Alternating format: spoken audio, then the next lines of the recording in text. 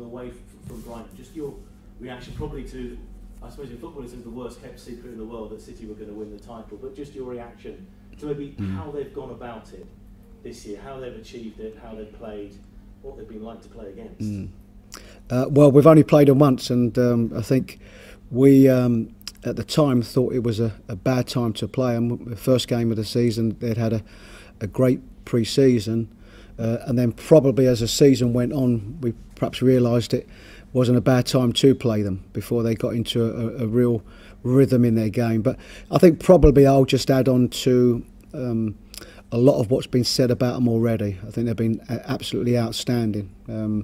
I think in the way that not only the way that they've played, the way that they've dominated games, defensively have been strong, and I think whenever a team has the type of season they have, is you tend to look at the individuals, and there are so many individuals in their teams that have stood out this season, and that's a sort of mark of a real quality team, and I think probably most are just looking forward to seeing, you know, how they develop that come next season. But they've been absolutely outstanding.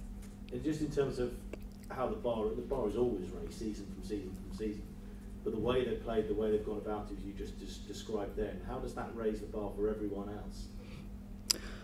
I'm not so sure that it does. I think what it does do is that it raises the levels, and has to raise the levels of the teams that realistically are going to be competing with them. So, you know, we always talk about, you know, a top six, or what is a top six, and I suppose they're the ones that have got to try and get, you know, as close to them as they can, and they're the only ones, I suppose, also with the financial backing that have any chance of doing that. I think for the rest of us, you know, we can only sort of look and admire and try to get whatever points of them that we can, but I think it's more for that top six to try and get as close as they can to them.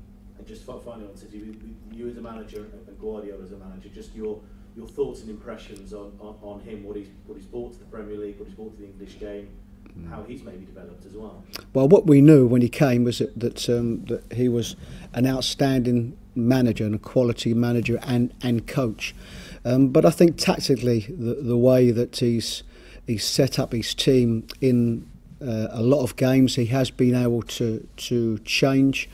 You know, also there would have been that thought with all the attacking ability that he's got. You know, how well can they defend, and certainly they've been able to do that as well as anybody this season. But I think it's the tactical changes that he's made going into some of the big games, and I think there was one that I remember really well. I think it was their game away at Chelsea, where the formation was completely different. I hadn't seen them do that this season, and it turned out to be an outstanding performance. So I think some of the things we already knew, the qualities that he's got, and it's going to be how they develop that come next season. On yourself, Chris, 5 games to go. How do you make sure you remain in the Premier League? Because psychologically, on the plus point, you've got the points in the bag, you're ahead of the others, you're 13th, but the running is challenging. The running is challenging, but that's something that we knew, and what we have to have is a group of players that look forward to that challenge.